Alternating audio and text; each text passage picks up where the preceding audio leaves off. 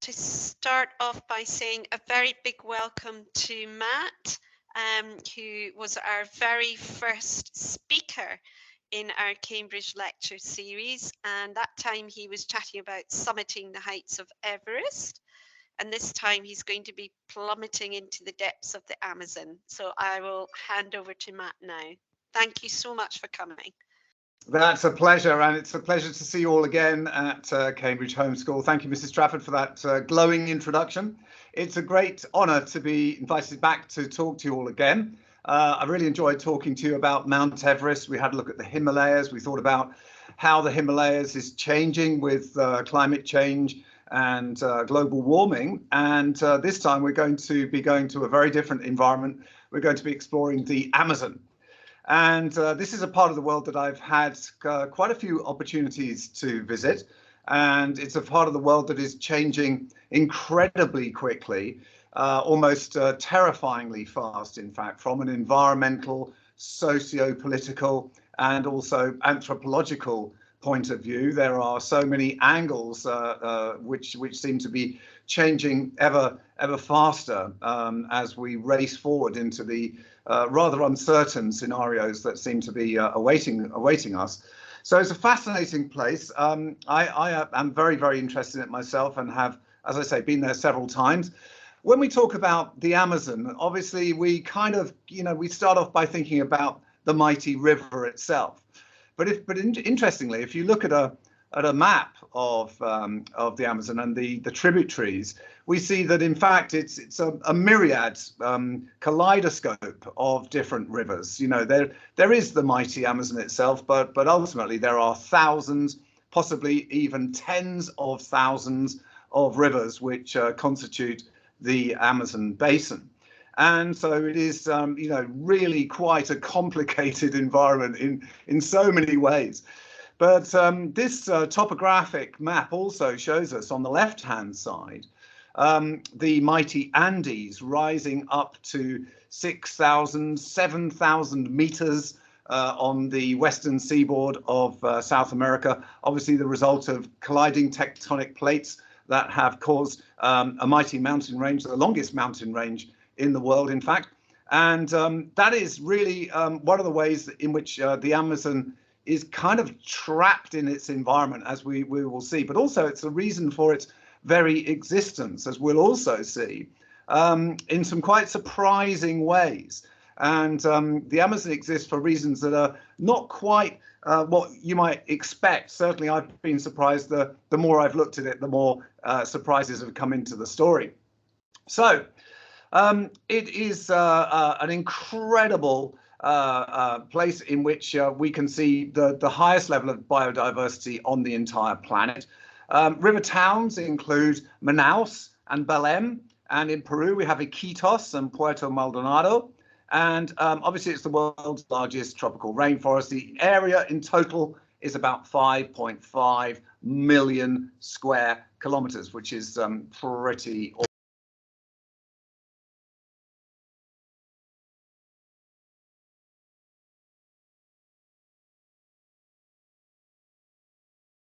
Matt, I'll just stop you. You've hit your mute button.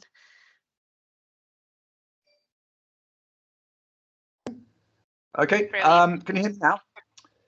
Yeah, what is really striking is the rate at which roads are being built through the forest. And if you ask yourself the question, how can the Amazon change and why is it changing? One of the main reasons is because of the rate of road building. Now, the people building those roads are doing it for a variety of different reasons. You have loggers, you have people in the oil and gas extraction industries.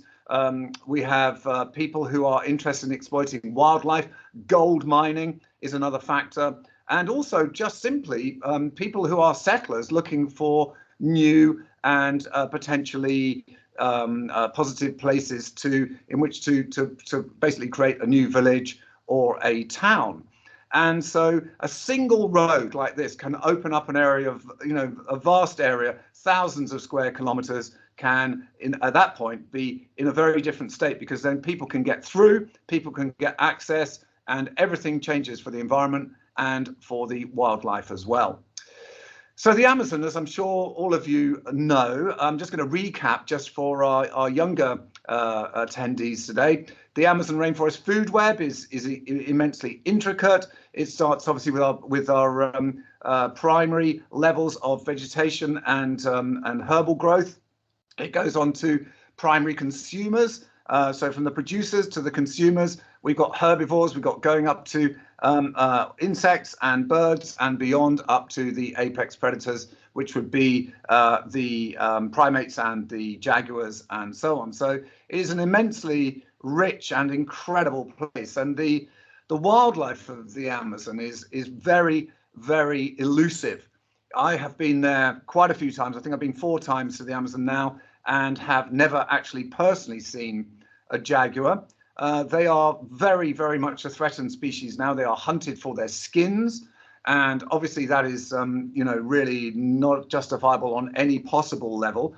It is a protected animal, but it really is illegally poached to an almost terrifying level by people looking to make a quick profit from the skin. And to give you an idea, the skin of a jaguar could be worth up to $10,000 on the international market.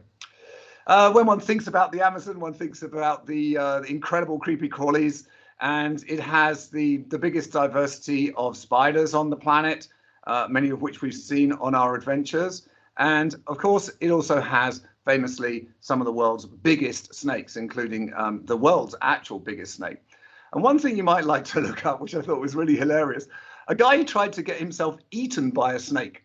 I mean, how incredible is that? It was a TV program, and I guess you could find it somewhere, but he actually put on a chain mail suit, and he starved this massive, great big sort of 7-meter long anaconda, and he tried to get the snake to eat him just to see what it was like. I mean, of all the stupid things, I've never heard of a stunt that even gets close to that for sheer crazy, crazy madness.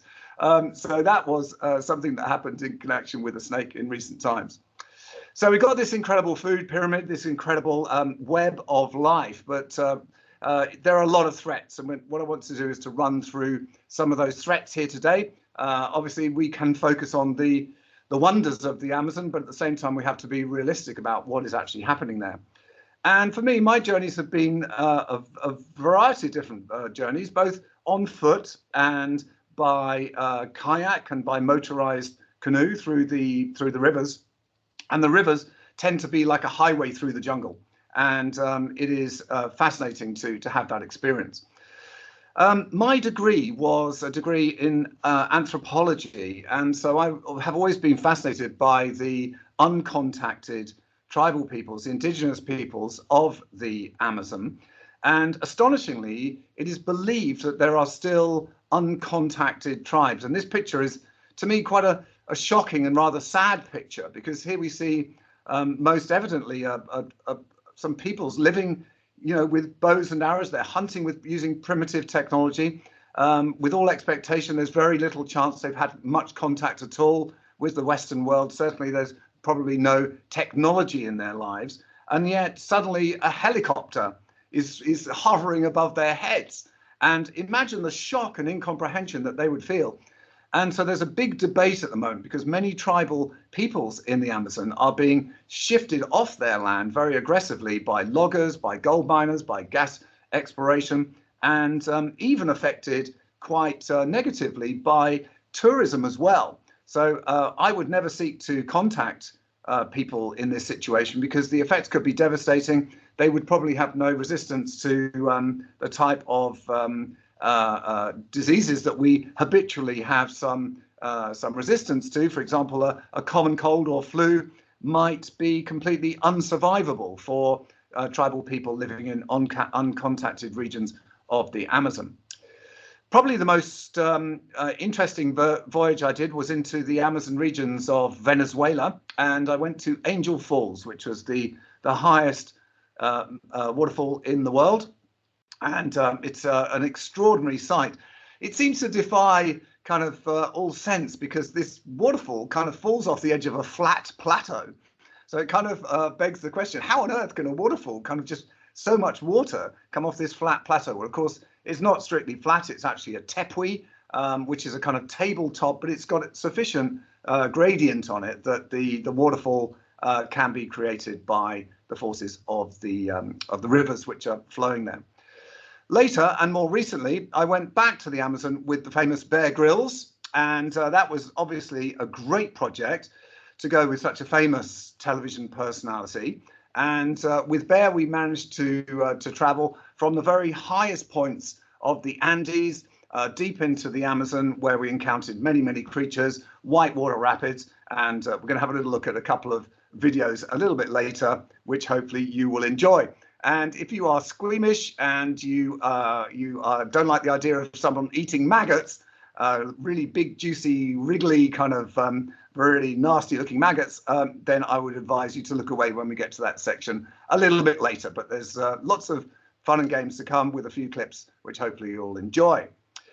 So as an anthropologist, in addition to the tribes of the Amazon, obviously there's the historical background and the potential for archaeology, looking at the ancient civilizations which were really based in the Amazon at the time of the Spanish conquistadors, when everything changed, when the Europeans came into the Amazon, bringing diseases like smallpox and wiping out something like 85% of the local population through war and through conflict and through disease. And so it's a very, very brutal and tragic story.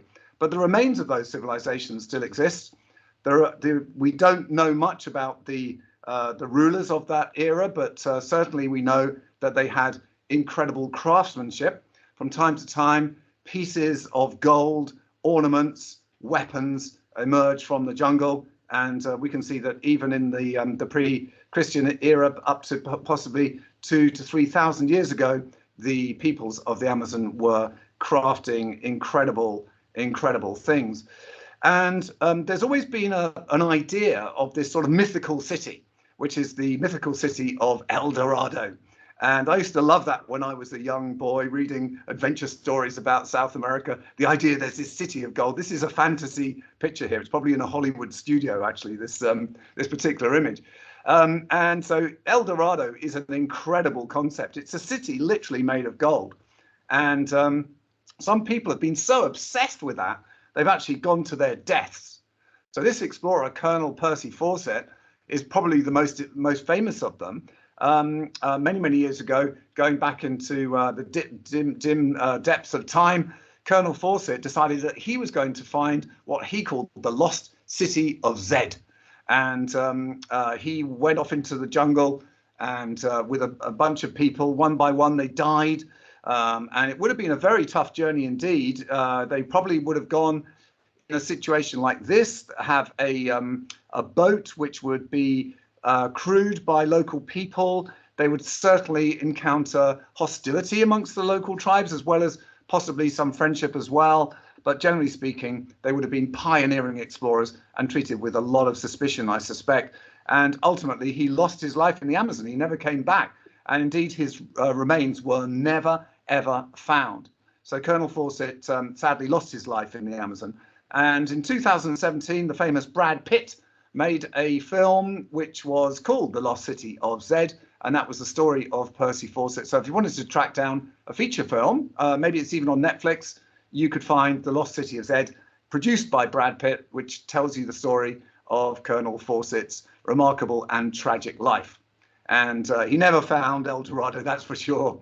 And El Dorado to this day remains a myth. Although one has to say that archaeologists from time to time do unearth some pretty convincing golden relics from this era.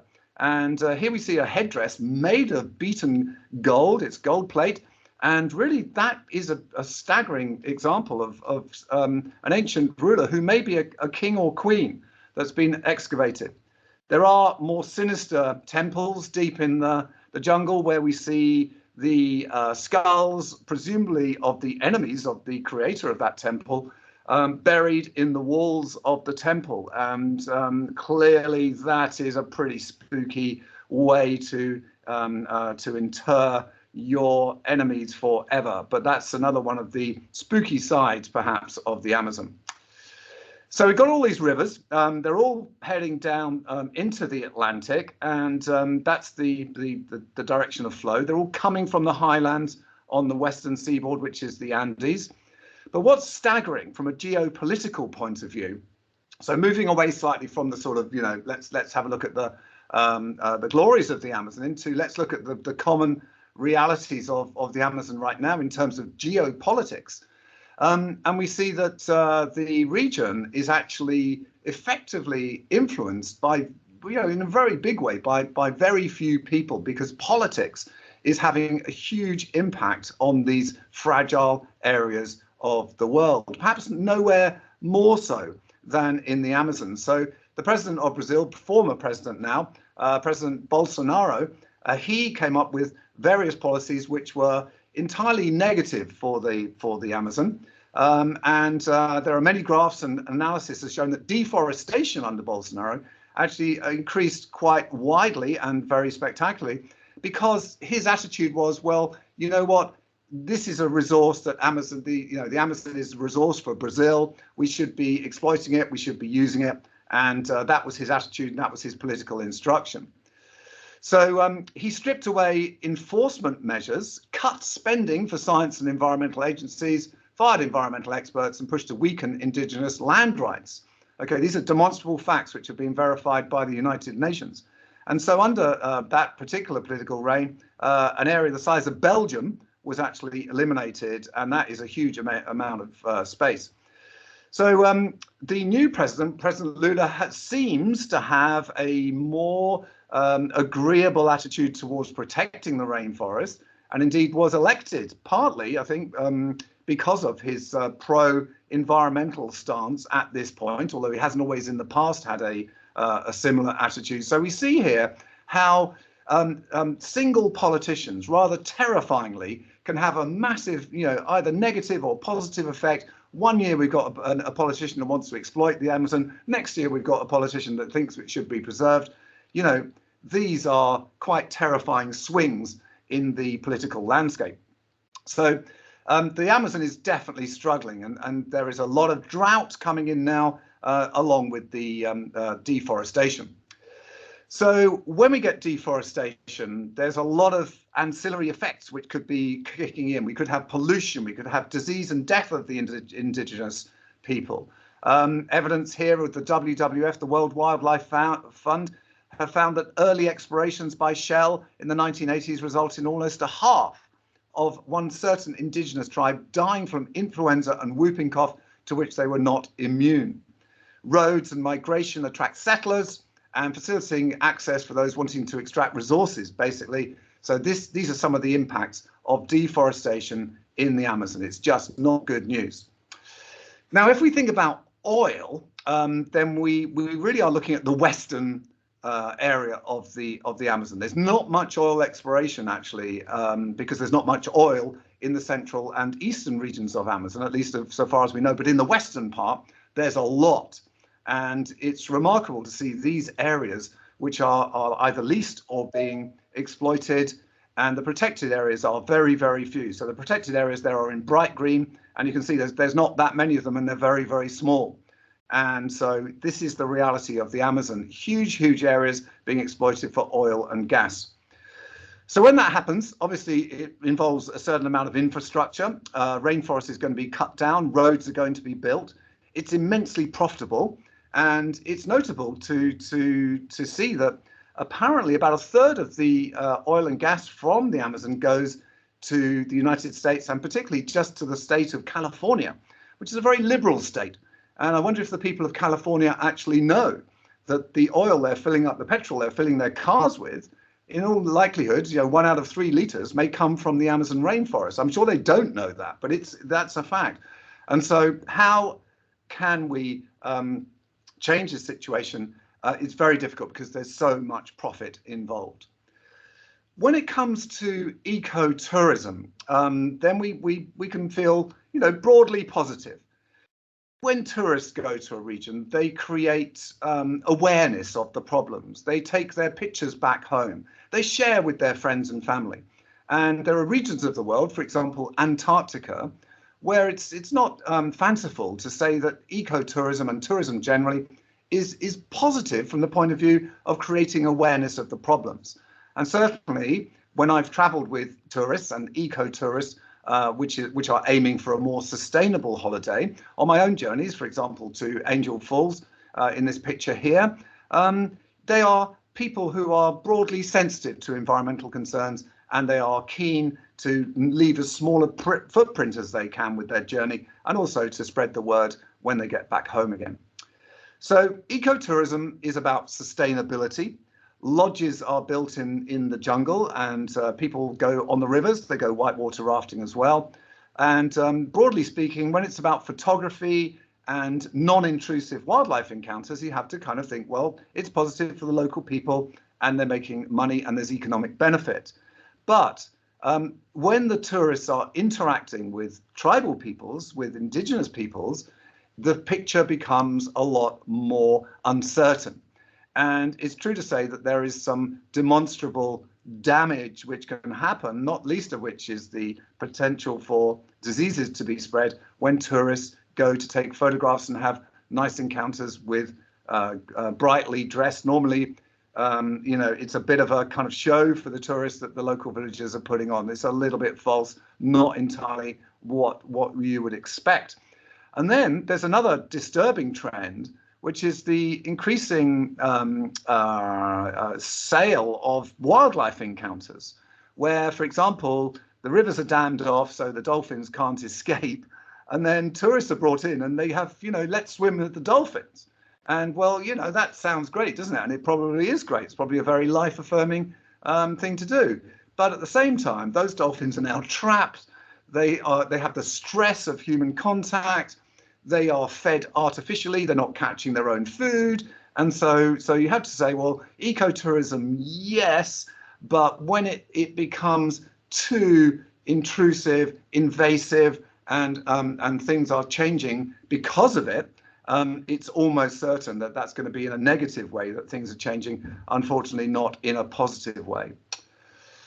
Moving on to gold, and gold is obviously, everywhere in the Amazon. There's a lot of gold in the rivers and a lot of gold in the land. And obviously the city of gold was from that legend. But gold mining in the contemporary era is really, really absolutely devastating for the rainforest. This would be a typical small scale, just almost a family operation we've got here.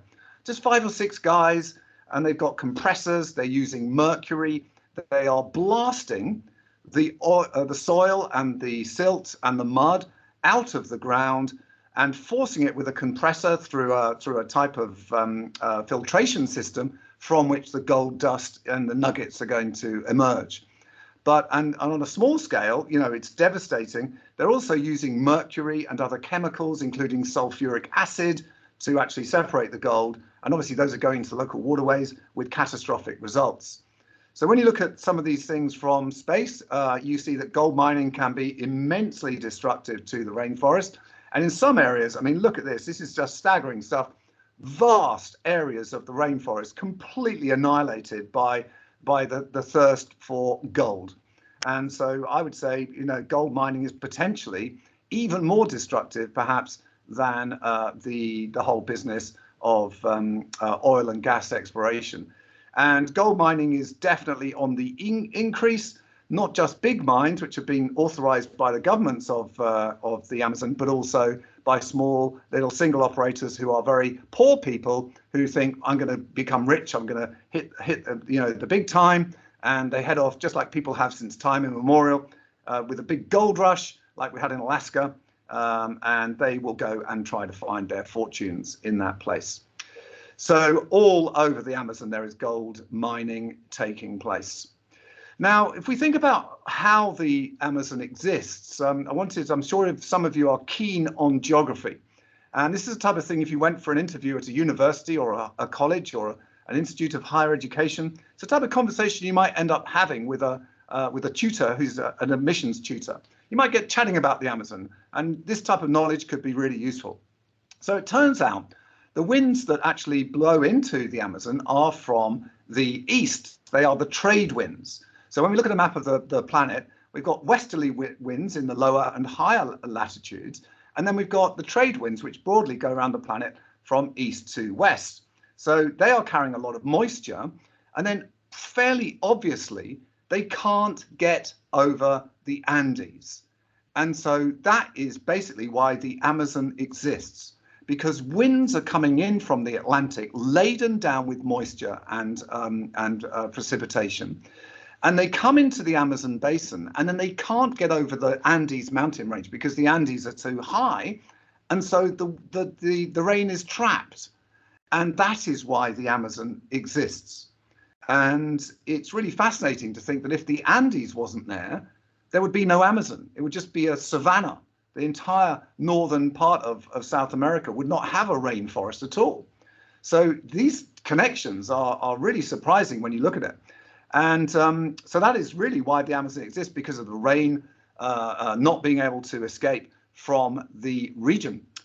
So sadly, there is more and more evidence that the rains of the Atlantic are decreasing in strength, possibly because of global warming. And that means that there's more drought in the Amazon, and that means there are more fires. Some of these fires could be set by people deliberately, for whatever reasons, to clear the land so they can farm for beef cattle, for example, which is probably the most common use of the land after deforestation. Or it could be that the land has become so dry, the forest has become so dry that it will spontaneously combust. And that is, or it could be struck by lightning during a storm, and that can cause a big forest fire.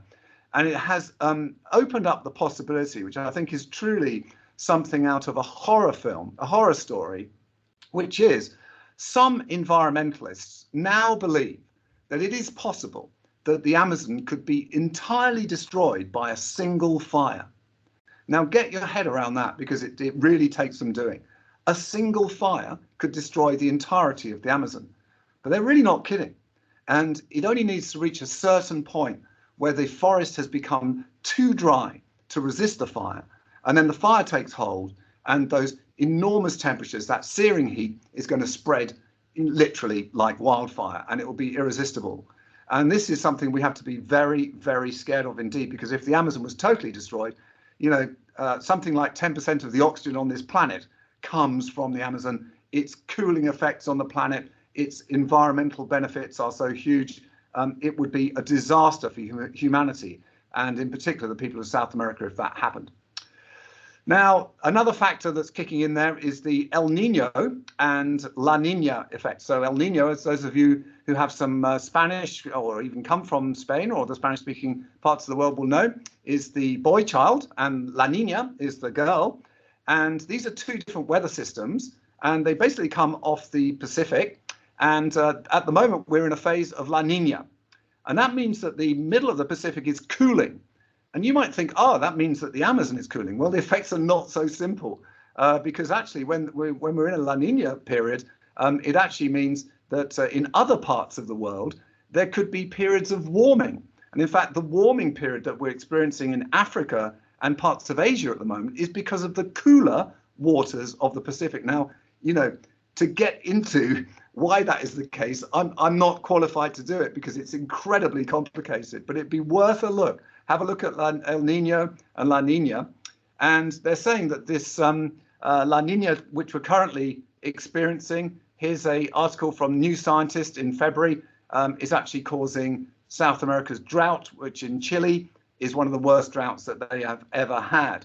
So the effects of this cooling mean less precipitation, and that is not good news for southern South America at all.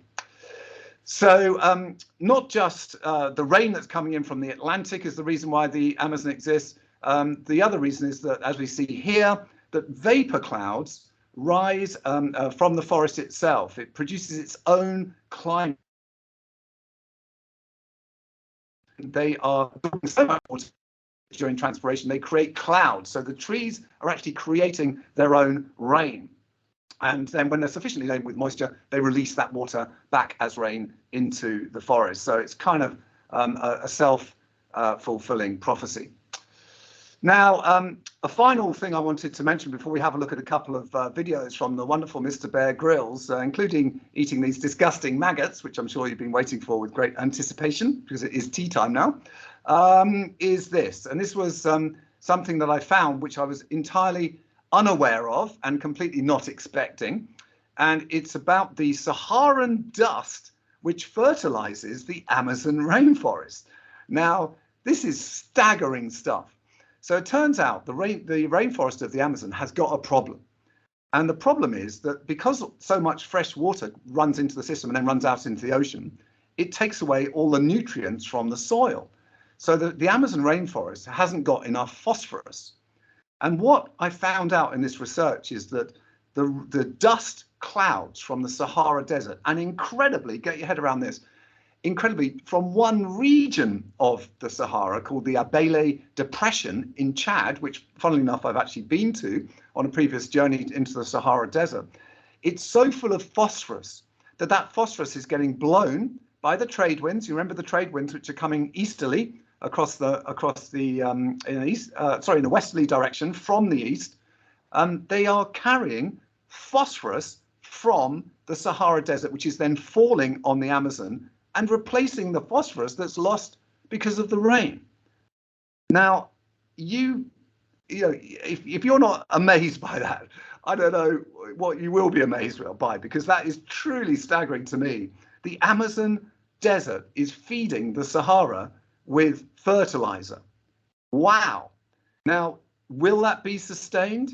Can that keep going? Will global warming and the changing air currents and ocean currents mean that will stop? Because if it does, over a period of perhaps a couple of 100 years, the Amazon will surely die. So here's a picture of the Sahara and that region, the Abele Depression in Chad. But if you think the story is amazing so far, listen to this. Why is this part of Chad so full of phosphorus? Well, the reason is because 7,000 years ago, the biggest lake in the world was in this place. I mean, it's truly, you could not, a science fiction writer could not come up with a more stupendous scenario than this. The world's biggest lake was in the middle of the Sahara Desert. The Sahara Desert, the climate changed and it completely dried up, leaving phosphorus in the bed of the lake bed. Vast winds come from the north called the Harmattan, and because of the shape of the Tibesti Mountains, they blow these vast dust clouds into the air, and every year billions of tons of dust gets blown across the Atlantic and lands on the Amazon. Now, wow.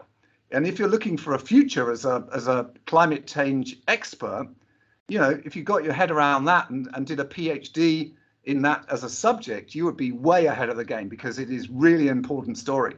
And, you know, you would be sought after by ONGs, by charities, by governments around the world, by the United Nations, by UNESCO. They would want your expertise, because this is a subject. If that dust stops, the Amazon will die.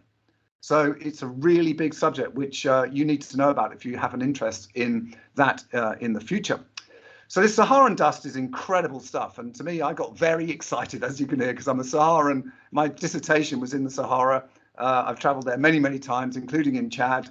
And so to me, that was just a magical thing to discover. And I love this idea of this golden plume getting blown across the Atlantic in vast, vast quantities as time goes on. What an incredible, incredible story. So I think it's time to have a couple of videos, Mrs. Trafford. What do you think? I think we could do with a bit of maggot eating with Mr. Grylls. What do you think? So one video we could go to. Let's go to the maggots first, which I think is the Bear Grylls number 6. It's the video number 6, I think, is the one we're looking for. If you could play that one for me, that would be great. I'm just going to cover my eyes now, okay? Sorry, I'm just squeamish.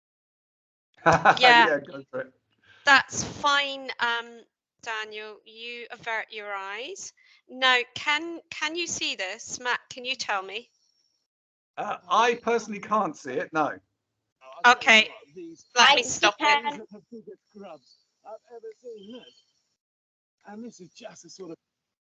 Hi, I'm just stopping it because Okay. I can't see any of you now, but I just want to check. Can the children see it and can you hear it? Yep, I can actually hear it and see it now. Yeah. Great, brilliant. I'll keep playing it. In fact, I'll put it back to the beginning so you don't have me. Here we go. Here we go. I was standing. I was the director of that film, so I was standing about 1 meter away next to the camera operator when Bear did that. And when he ate the first one, I was like, "Oh my goodness!" I wasn't expecting him to actually eat it. But then he not just ate the first one; he ate the second one as well. So it was truly an incredible thing to see. Let's run the first clip, please, Mrs. Trafford. Bear Amazon clip number 1. Thank you.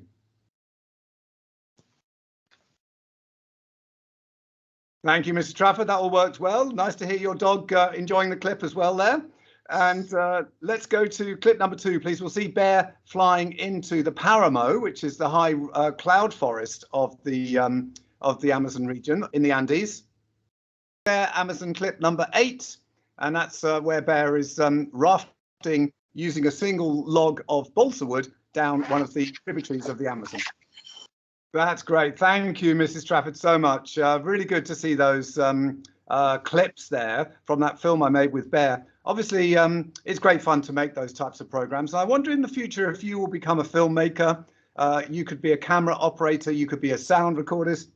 You could be a production manager. You could be an editor if you're good at technology, a lighting technician or a script supervisor. You could be a writer, writing the narration and the commentary. Doing the publicity for TV. You could be a social media influencer working with television companies. There's so many ways, and every country in the world has got a film and television industry of one type or another. So it's a global industry, which looks like it's going to be flourishing in the future. You know, if you look at what's been happening recently, more and more streaming, more and more channels. The quality of television production has been rising with Netflix and the other channels that have come in to compete against it. It's, you know, a really interesting time for film and television. Now we've got about 10 or 15 minutes left. So I thought it'd be good to have a little conversation, perhaps a little question and answer session, or even a little debate about the Amazon. Because I know that you have the type of minds that will want to engage with this presentation, not just to listen to it. And I'm hopeful for some questions and also some points or opinions that you might have, or reactions to any of the things that we've seen, the gold mining, the gas exploration, the dangers to the indigenous people, the deforestation, the fires, and then that final amazing revelation about the relationship between the Sahara Desert and the Amazon. Which was that most recent piece of research that I did. So yeah, let's, Mrs. Strafford, we'd like to be the compare.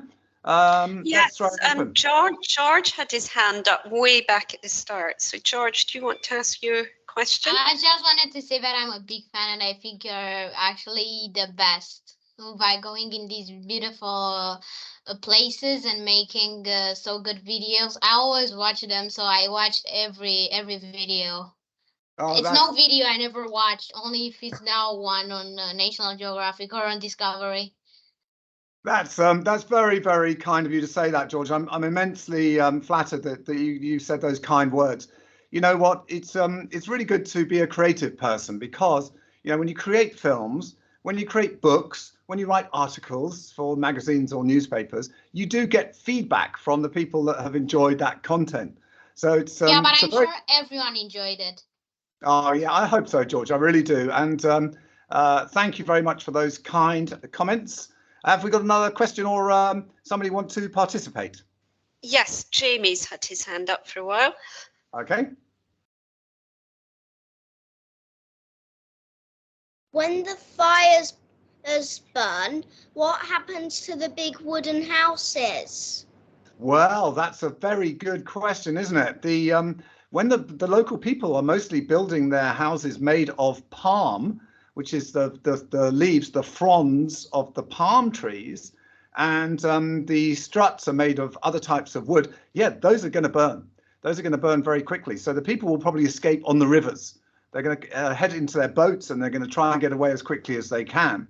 But if they haven't got an engine, well, that's going to be quite slow. So yeah, very dangerous indeed. I think the fire situation in the Amazon is definitely, you know, not a very good situation at all. And a lot of the fires are caused on purpose so that the land can then be used for beef and cattle farming. And that beef and cattle farming is mostly so the meat can be used for burgers and steaks. And so there's this horrible possibility if you eat a burger anywhere in the world, if the people who made that burger didn't make their checks and have a look, it could be that you're eating meat which is, made from cattle which are grown on land stolen from the Amazon. And it can happen in the UK, it can happen in the US, you can eat that meat in China, you can eat it all over the world. It's a global problem. Thanks, Jamie. That's a great question. Daniel, what's your question? I mean, I just wanted to answer a previous thing that you've said about being an editor, film director, creator, all that stuff. And I think writing a film script or two might be a good idea for me, because I mean, I've been working on a story and I've thought up this pretty good film script. And maybe I might add a scene where they might go through the Amazon rainforest or something, That sounds, do you know what, Daniel, that sounds very, very encouraging. To write movies, to write a screenplay is actually one of the highest paid types of writing that you can do. There's no way you can earn more money out of a word than writing it for a movie, that's for sure. Cool. I was just thinking of like writing a film and book and then starting a car business and then an architecture business. That's my dreams. Excellent. Well, those all sound like very achievable dreams with the right amount of energy and determination and resilience. But I think the movie writing idea is a great idea. And there's a book that you should read, Daniel. I'm going to ask Mrs. Trafford to make sure that you read this book. It's called Save the Cat. And Save the Cat is a book about writing screenplays. But it's not just a book about writing screenplays. It's a brilliant book about writing screenplays. It's absolutely fantastic. But it's actually good about stories for any type of story, even if you're writing a book or a novel or a graphic novel or a kind of cartoon or anything. It's a brilliant book, and it's all about stories and why some stories are good and some stories are boring.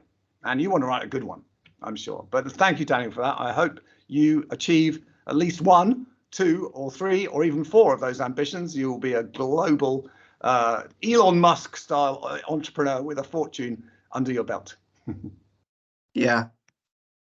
We have Sophia Malmberg. Yeah, I just wanted to ask, what was the most surprising thing you saw in the Amazon rainforest while you were there? Hello, Sophia. Thank you very much for that question. Most surprising thing, I think, was just how many roads there are. New roads which are being built in every possible direction. And it's a disaster because the moment you have a road, everything changes. And that's the reality of the world. The extreme environments of the world, they can be damaged in many, many ways, but nothing damages an extreme environment more than a road, because then everyone can go in there. Hunters, settlers, gold miners, gas explorers, people want to make beef cattle farming. A road is a disaster. So the most surprising thing to me, sadly, was just how many roads there are in the Amazon. Oh, I didn't expect that roads would be the more surprising thing. Thank you. Yeah, thanks, Sophia. Thanks for the question. Lots more lining up here. Harrison? First of all, thank you so much, Mr. Matt Dickinson, for lecturing us on the Amazon. Personally, the Amazon is a wonderful place because you can see so much wildlife there. Yeah, it's just so cool. It's so biodiverse, and there was so many interesting facts.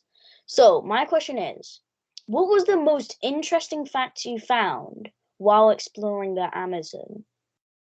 Right. Well, I think the most interesting fact that I've found of all of my reading about the Amazon is that thing about the Sahara Desert being like a fertilizer source for the Amazon. I mean, wow, what a story.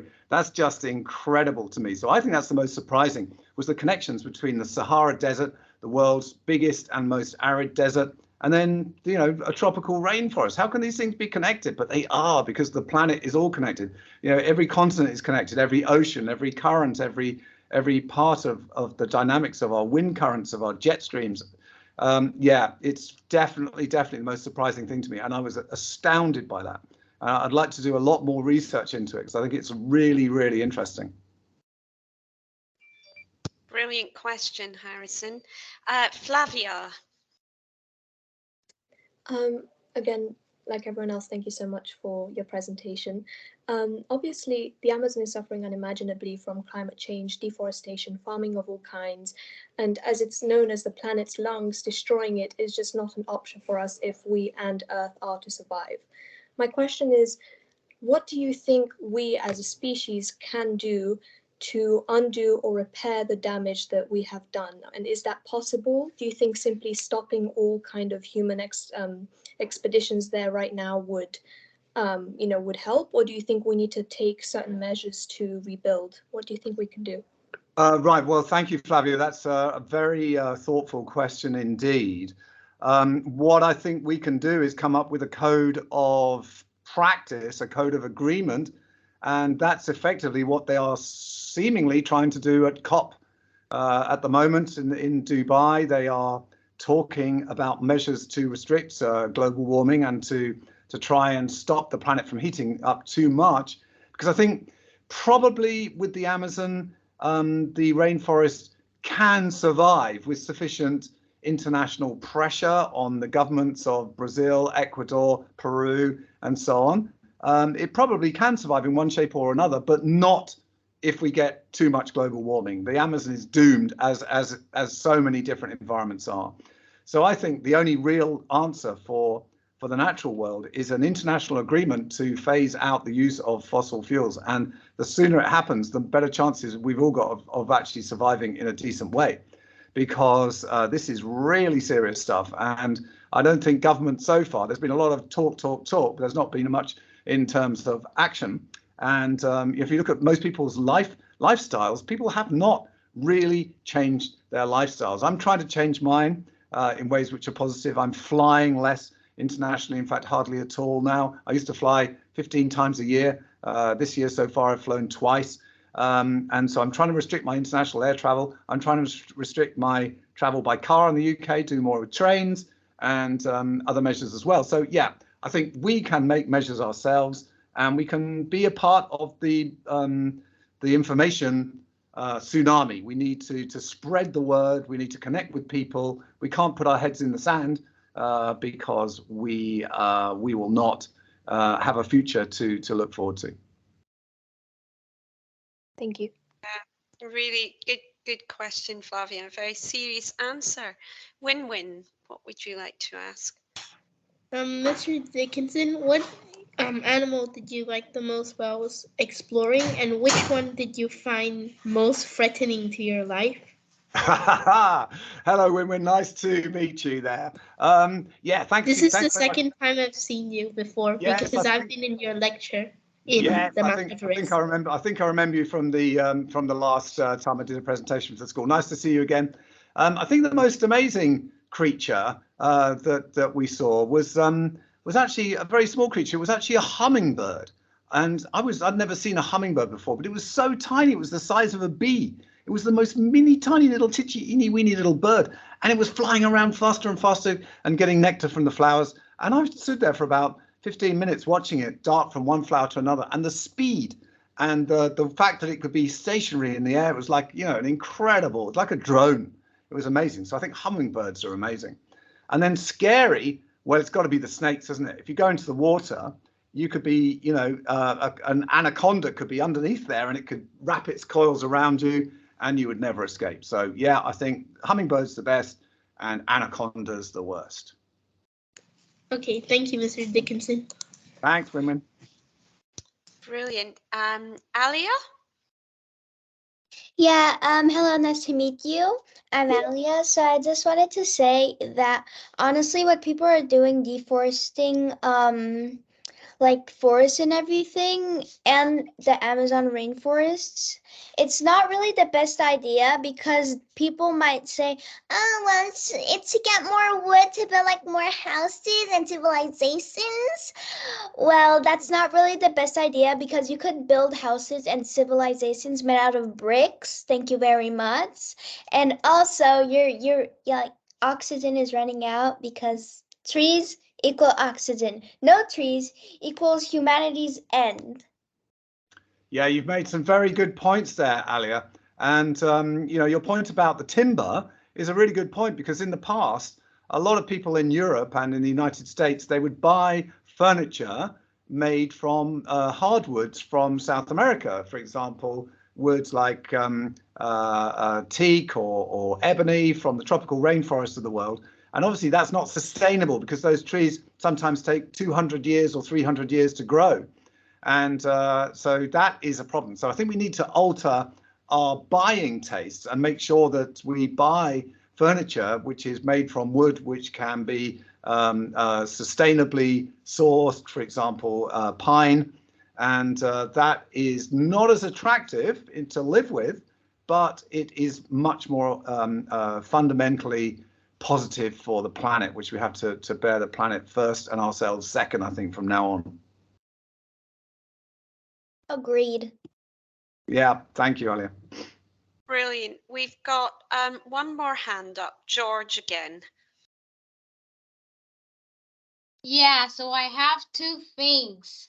The first one is how could Bear Grylls eat such gross food? Like, I remember in one of his videos on Netflix, he ate bear excrements because there were nuts in the bear's excrements. How can he eat this? Isn't that gross? Like, actually. Yes, you're right, George. It is gross. And I mean, as a director on that series, you know, I saw him eat things that I could never imagine that a human being would eat or want to eat. I think Bear is the type of person who's very curious. I think he likes to discover new things, and he obviously has a very exotic taste in foodstuffs. But also, of course, I think there's an element of entertainment in the program. He does want it to be as entertaining as it can be. And of course, it's much more entertaining to watch somebody eat maggots than it is to watch somebody eating a Big Mac burger and a plate of fries. So they are not edited. Sorry? And I want to say? Oh, I wanted to say that I went to Iceland, and in Iceland there was a moss, and it grows once in 25 years, as you said about that tree that grows one in 250 years. And people were just destroying it without even caring or without even reading the traditions on the web. Really, yeah. Well, I'm very impressed generally with the environmental sensitivities of the pupils at Cambridge Homeschool Online. There's definitely, you know, I can sense future diplomats in this session, future ambassadors, future influencers, future decision makers. And, you know, you need to take it seriously because you have the chance to make some changes which can be very positive in the future. So I'm hoping that will be a pathway for you in the future to become a part of the solution and not contribute to the problems insofar as you can avoid it. And that would be great. That would be a good pathway for you in the future, maybe.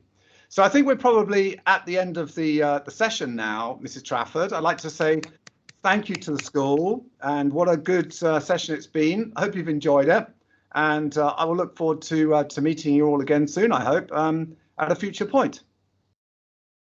Brilliant. Thanks so much, Matt. Really excellent. One of the best, if not the best. So interesting.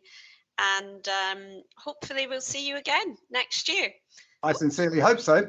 I think we've got a couple of discussions to carry on with, Mrs. Trafford, haven't we? So yes. I'll stay online. Yeah, thank you. And to everyone else, thank you for coming. I will stop the recording now, and we will, there we go.